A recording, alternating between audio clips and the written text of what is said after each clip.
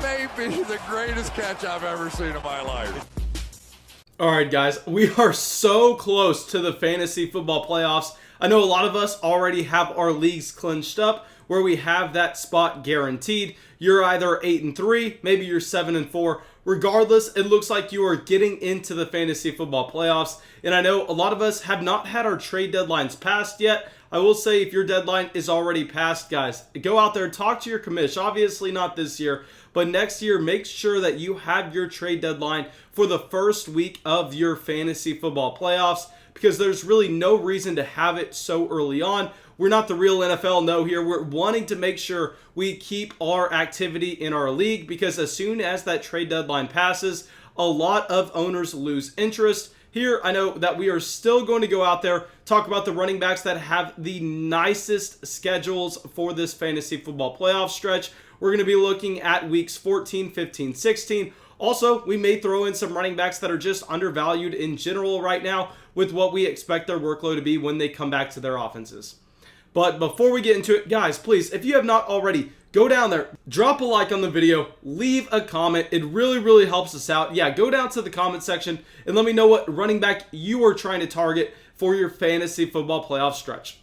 All right, so let's dive into it, and let's start it off with a running back that does not have a great playoff schedule, but a running back that is severely undervalued currently, and this is going to be Myles Gaskin. So right now with Myles Gaskin, he actually has a ton of things working for him. This is a running back that was top 5 in the NFL in receptions out of the backfield before he went down to injury. I mean, he was truly being used as a 3-down running back, and his last 2 games active, we actually saw Jordan Howard as an inactive, healthy scratch. Yes, Jordan Howard since then has been cut from the roster, but what that really showed us is they were completely willing to give Myles Gaskin those looks at the goal line. And what I also really liked about this past week that we saw for Myles Gaskin, obviously was injured, but whenever Salvon Ahmed went out there to play in this Miami Dolphins offense, he was the 3-down running back. We did not look at them splitting this backfield whatsoever with Matt Breida.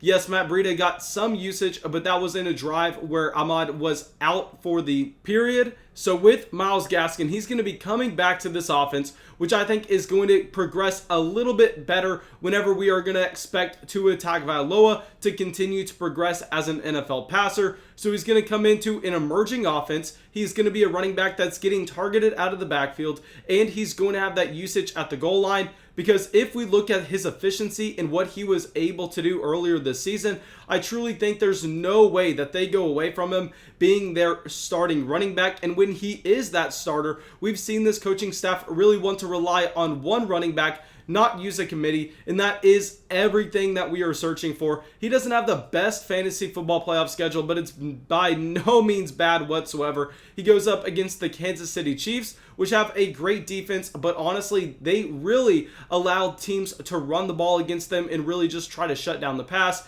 Going up against the New England Patriots, and then going up against the Las Vegas Raiders, who just gave up 3 rushing touchdowns to the Kansas City Chiefs. So here with Myles Gaskin, I think there's a decent chance that he's actually a high-end running back too during the fantasy football playoffs. And right now you could buy him for a running back 3 price. All right, so now our next running back is definitely going to be a lot more expensive.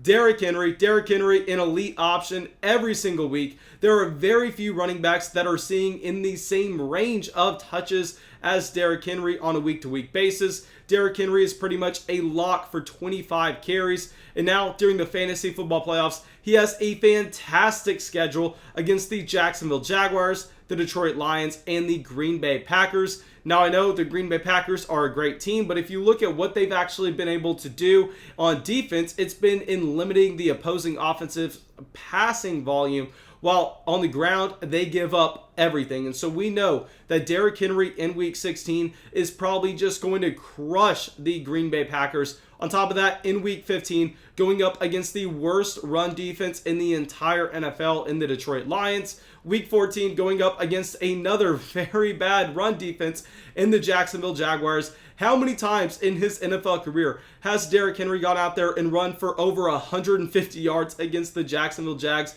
while scoring multiple touchdowns? I mean, this is a running back that, yes, is going to cost you that top 5 price tag, but if you are a fantasy football playoff roster, I think that he's a great target, especially knowing the Titans' record and that they are really going to be trying to be competitive for the rest of the season. That way they can get that nice spot in the NFL playoffs.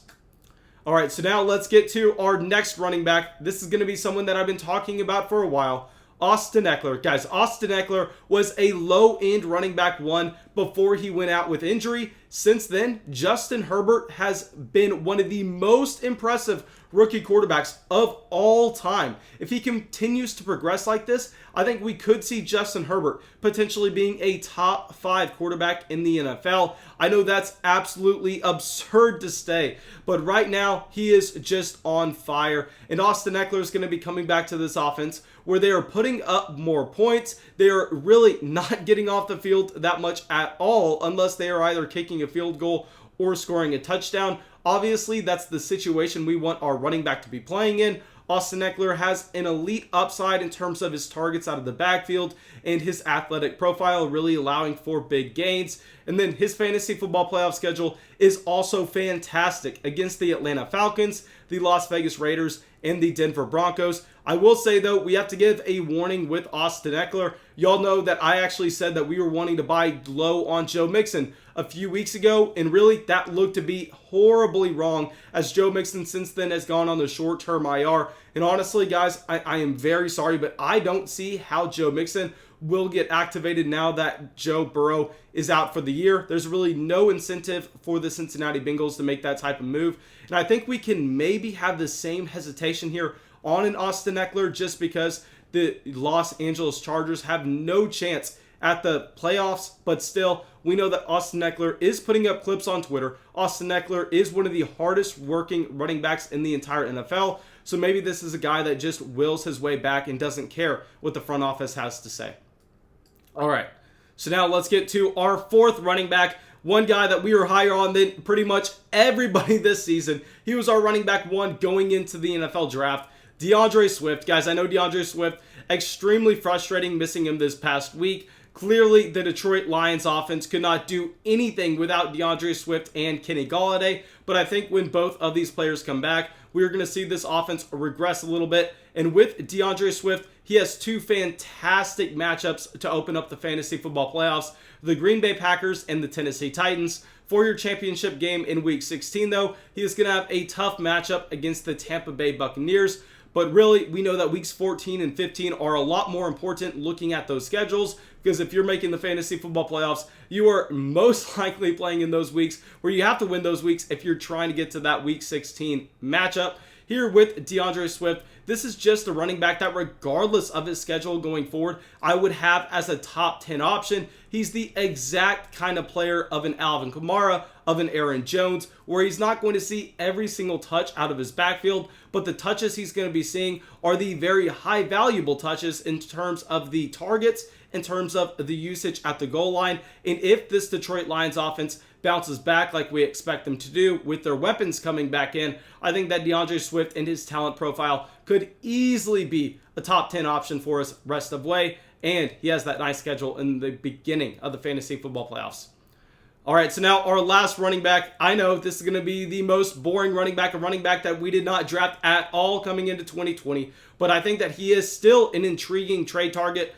David Montgomery. Guys, the story with David Montgomery is, yes, he's a very bad running back. We've always known that David Montgomery is a very bad running back, but what he does have going for him is he's getting every single touch in the Chicago Bears backfield. I know a lot of people are worried about Nick Foles not being the starting quarterback for this team, but guys, I really don't think Trubisky is a downgrade at all. I was really going to be coming out here and questioning the decision of starting Nick Foles if we saw them lose that other game, because Mitchell Trubisky actually started this season at 2-0. He got benched halfway through week 3, but with Trubisky, we've seen decent flashes. Definitely going to be one of the worst quarterbacks in the NFL, but I think he is going to be able to keep this offense afloat enough for David Montgomery to continue seeing 20 carries, possibly 5 targets every single week. And with that elite level usage, you know that he's always going to be in consideration for your starting lineup, especially if you consider the matchups that he has in the fantasy football playoffs. I mean, maybe one of the best schedules that we are seeing in weeks 14, 15, 16,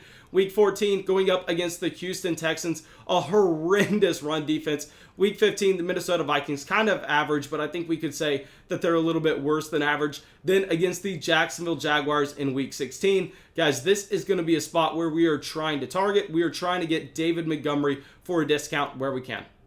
Now, thank you guys. I really hope y'all enjoyed this video. I really hope y'all got something from it. As always, if y'all did, go down there, drop a like on the video, leave a comment, subscribe to the channel. Really, really helps us out, and I hope I'll see y'all on the live stream tonight.